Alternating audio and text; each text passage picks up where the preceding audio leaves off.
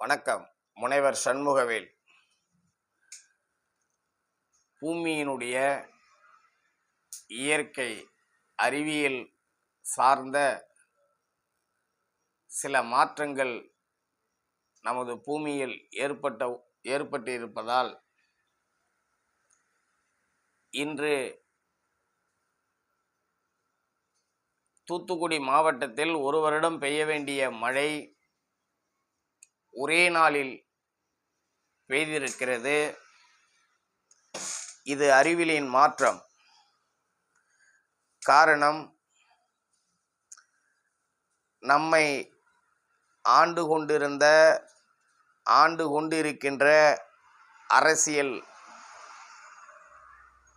அரசியல்வாதிகள் என்று விவசாயத்தை அழித்து கார்ப்பரேட் நிறுவனங்களை உள்ளே கொண்டு வந்தார்களோ, தூத்துக்குடி ஸ்டெர்லைட் ஆலை இது போன்ற நச்சுக் கழிவுகளை இப்பூமிக்கு ஏற்படுத்துகின்ற கார்ப்பரேட் நிறுவனங்களால் இந்த பூமியும் இந்த ஆகாயமும் மாசுபட்டு பூமியின் தட்பவெப்பநிலை மாறுபட்டு இதனுடைய விளைவாக இன்று நாம் கோடை காலங்களில்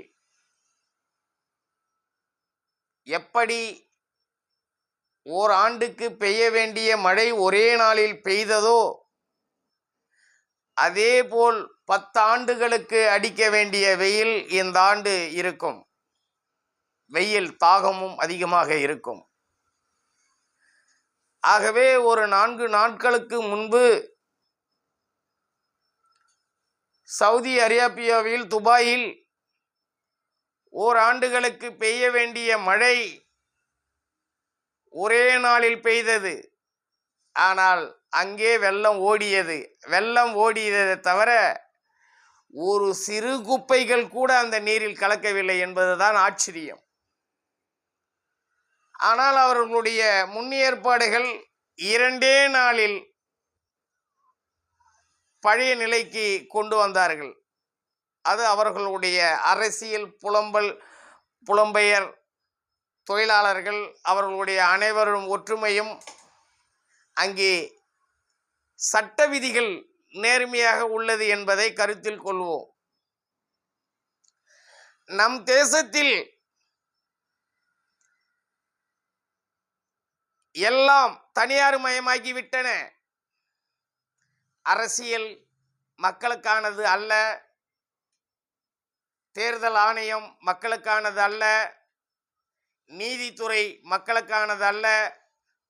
ஆகவே ஏதோ ஒரு அழிவு பாதையில் நாம் சென்று கொண்டிருக்கிறோம் என்பதை மட்டும் நாம் உணர முடிகிறது.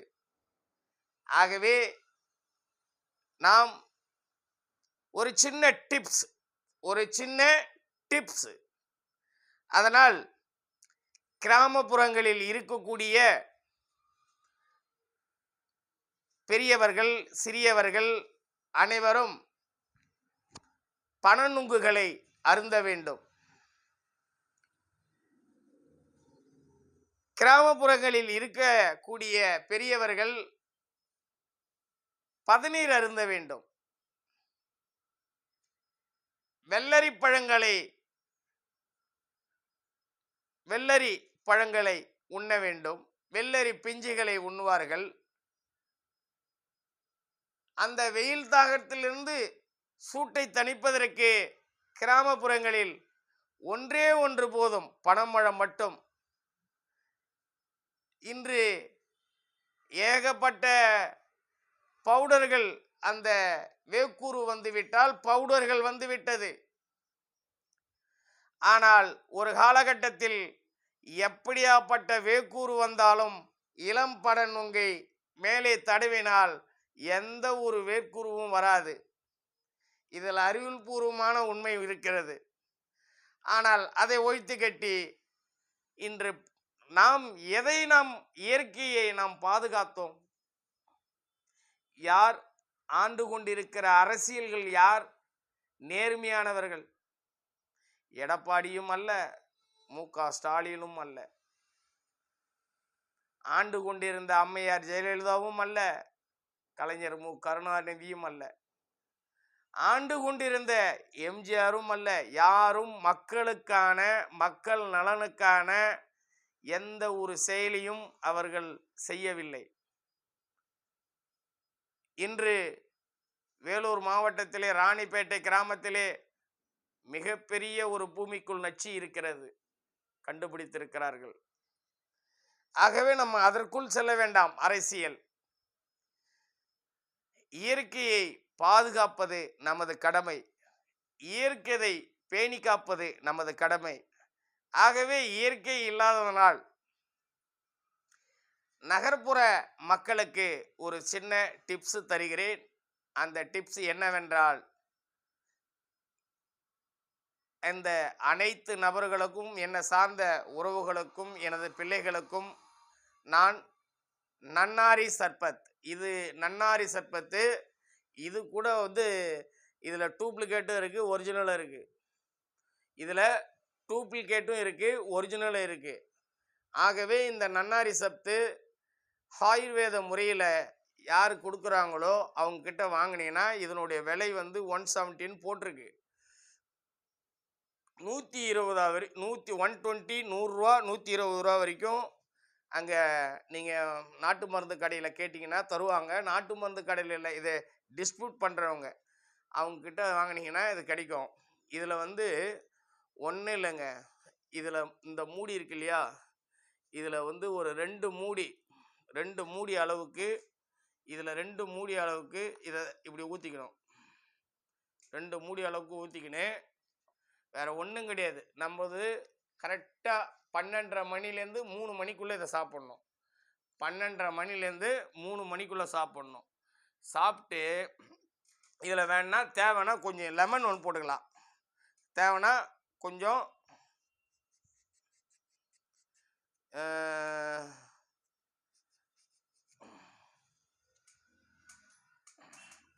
ஒரு சொட்டு லெமனு, ஒரு சொட்டு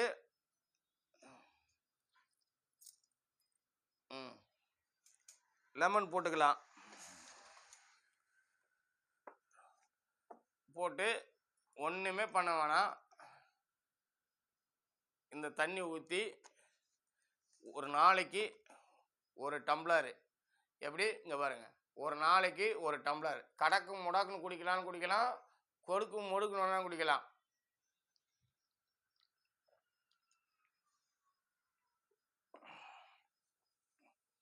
இது எவ்வளோ செலவாயிருக்கு இப்போ பார்த்தீங்கன்னா, இதனுடைய மதிப்பு செலவு 6 ரூபா செலவாயிருக்கு. கணக்கு லெமனோட சேர்த்து 6 ரூபா, இல்லைன்னா 4 ரூபா தான் இதனுடைய இப்போ செலவாயிருக்கு. இந்த 4 rupees குறைஞ்சது ஒரு 40 நாளைக்கு இதை இது பண்ணுங்க.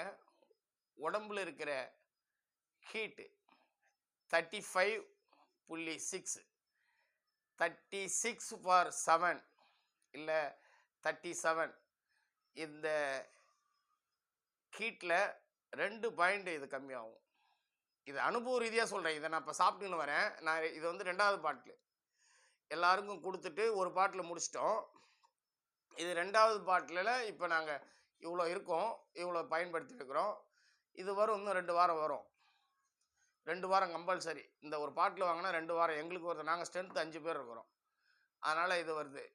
அப்போ தயவு செய்து இந்த வெயில் காலத்தை, உடலில் இருக்கிற வெப்பத்தை தணிக்க தனக்கு தெரிந்த ஒரு ஈஸியான இதை அனுபவித்ததால், குடித்ததனால் சொல்கிறேன்.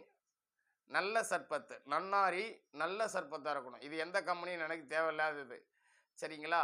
நன்னாரி சர்பத்து நல்லதாக இருக்கணும். லைட்டாக லெமன், அதிகமாக லெமன் போடாதீங்க.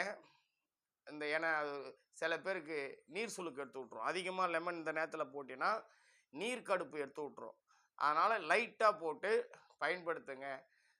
இந்த வெயில் காலத்தில் முதியோர்களை கம்பல்சரி பராமரிங்கள். இது போன்ற முதியோர்கள் இருக்கிறார்கள் என்று சொன்னால் இது போன்ற நன்னாரி சர்பத் அவர்களுக்கு மேக்சிமாக எலக்ட்ரால் நீர் வாங்கி அவர்களுக்கு எலக்ட்ரால் வந்து அவர் நீர் அருந்துகிறார் என்று சொன்னால் அதில் ஒரு எலக்ட்ரால் வந்து சின்ன பாக்கெட்டும் கிடைக்கிது, பெரிய பாக்கெட்டும் கிடைக்கிது. ஒரு சின்ன பாக்கெட்டை அந்த தண்ணீரில் 1 லிட்டர் தண்ணியிலையோ 2 லிட்டர் தண்ணியிலையோ முதியோர்களுக்கு அந்த எலக்ட்ராலை மிக்ஸ் பண்ணி வச்சிட்டிங்கன்னா, இதை சாப்பிடுங்க தாத்தா, இதை சாப்பிடுங்க அப்பா. ஏன்னா வெயில் காலத்தில் அந்த எலக்ட்ரால் வந்து ஒரு மனிதனுடைய நீர் சத்து, அந்த நீர் சத்தை கம்மி செய்து விட்டால், நீர் சத்து இழப்பு ஏற்பட்டு விட்டால் உங்களுக்கு பலவிதமான டிசீஸ் உள்ள இறங்க வரும், பல நோய்கள் உள்ள இறங்க வரும். நான் ஒரு மருத்துவர் அல்ல, அனுபவ ரீதியாக சொல்லுகிறேன். இந்த உடலை நமது வெப்பத்தை தணிப்பதற்கு எளிய வழிகளை சொல்லி தந்திருக்கிறேன். கிராமப்புறங்களில் இருப்பவர்கள் அழகாக பன நுங்குகளையும் பதநீர்களையும் அருந்துவார்கள். நகர்ப்புற மக்கள் அவர்கள் வயதானவர்கள் வீட்டில் இருந்தால் அவர்களுக்கு தயவு செய்து அதாவது ஃப்ரிட்ஜில் இருக்கிற ஐஸ் வாட்டர் தண்ணியை கொடுக்காதீங்க, நார்மல் தண்ணியை கொடுங்க. அந்த நார்மல் தண்ணியில் வயசானவங்களுக்கு எலக்ட்ரால் லைட்டாக மிக்ஸ் பண்ணுங்கள்.